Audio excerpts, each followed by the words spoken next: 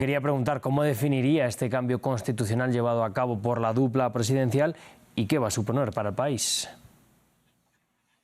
Bueno, muchas gracias por la oportunidad. Estamos primeramente, creo yo, ante una reforma constitucional que nos traslada seguramente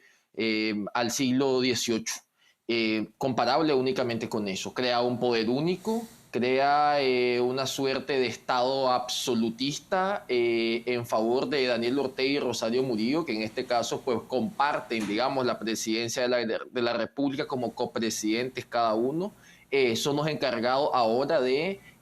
organizar y coordinar, perdón, y dirigir los órganos de poder, ya no de los poderes del Estado, porque estos han sido disueltos y no existen, ya no hay independencia ni separación de poderes, sino que son órganos dirigidos y coordinados, el electoral, el judicial y el legislativo, coordinados y dirigidos por Daniel Ortega y Rosario Murillo. ¿Qué supone esto? Yo creo que lo que supone en efecto es la concentración absoluta del poder del Estado familiar, el Estado de la familia Ortega Murillo, en efecto en detrimento de los derechos fundamentales de los nicaragüenses. No solamente creación de un poder único, sino también la reforma abarca una regresión, una involución en materia de derechos fundamentales de los ciudadanos y ciudadanas nicaragüenses. Bueno, más allá de lo político, usted también ha criticado que este cambio supone una sumisión frente a China respecto a los derechos laborales en el país. ¿En qué puede afectar, por tanto, en el día a día de los trabajadores nicaragüenses? Bueno, Nicaragua ha suscrito un tratado de libre comercio con China hace poco menos de un año. La reforma contempla unas modificaciones a los derechos laborales, entre los cuales está, por ejemplo, eliminar el derecho que tienen los trabajadores a obtener un salario conforme con su dignidad humana. Esto ante un escenario no de relación comercial y de inversión china coloca a los trabajadores nicaragüenses de rodillas frente al empresariado chino. Coloca a los trabajadores nicaragüenses sin derecho a protegerse ante los abusos laborales, en este caso en concreto de las relaciones laborales con respecto a las empresas chinas, pero además de eso ha eliminado la vigencia en el ordenamiento político nicaragüense de los convenios de la Organización Internacional del Trabajo 100 y 110 que abordan la no discriminación en las relaciones laborales y la igualdad en las relaciones laborales respectivamente, que sin lugar a duda es una reforma desde luego en detrimento de los derechos de los trabajadores,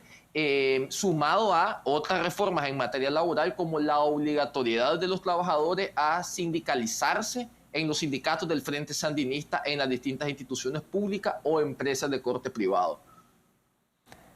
Estaríamos hablando en este caso de un tipo de sindicato vertical que está directamente supervisado por el poder. Un sindicato vertical supervisado por el poder, en este caso el Frente Nacional de los Trabajadores, el FNT, que además de obligar a los trabajadores a estar afiliados a este sindicato en concreto, no hay posibilidad de crear un sindicato independiente que pueda velar por la estabilidad y la promoción de los derechos laborales, en primer lugar, y en segundo lugar, el hecho de afiliarse al sindicato sandinista obliga a los trabajadores a pagar una mensualidad para el sostenimiento de este sindicato. Y una paradoja, solamente por favor permítame apuntar, el principal dirigente del FNT, de este sindicato laboral, es el presidente de la Asamblea Nacional, es decir, quien hoy dirigió la aprobación de la reforma constitucional, el señor Gustavo Porra. Entonces, por un lado, la reforma incorpora unos elementos ideológicos de corte socialista, crea un poder revolucionario, un Estado revolucionario, en una manifestación del desmantelamiento del Estado social y democrático de derecho, que es eliminado en la reforma, pero por otro lado, tenemos en esta reforma, digamos, unas manifestaciones de corte conservadoras y neoliberales en detrimento de los derechos laborales de los nicaragüenses. Claro. Bueno, ya por terminar, quisiera preguntarle en qué se sustenta el poder de esta dupla presidencial, porque hemos visto que en los últimos años han ido ganando casi este poder absoluto que se apuntala ahora.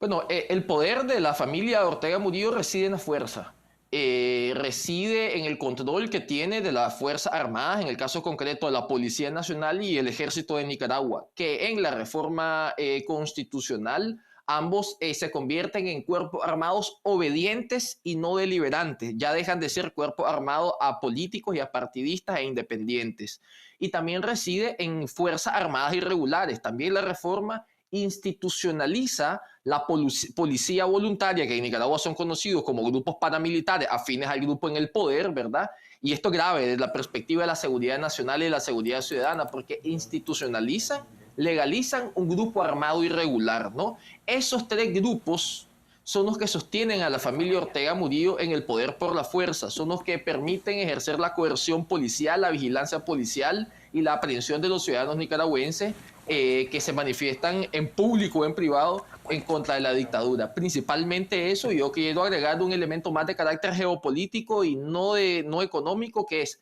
las relaciones internacionales de la familia, de la dictadura Ortega Murillo con Rusia, con China, con Irán, y con Afganistán, que, bueno, además de Corea del Norte, que son, digamos, unas relaciones de tipo geoestratégicas que les permite, digamos, tener una cierta protección, pero que a la postre pone en peligro la seguridad regional, no solamente de Centroamérica, sino de toda Latinoamérica, sin duda, lo cual los Estados Unidos deben de prestarle mucha atención a propósito de la nueva administración Trump.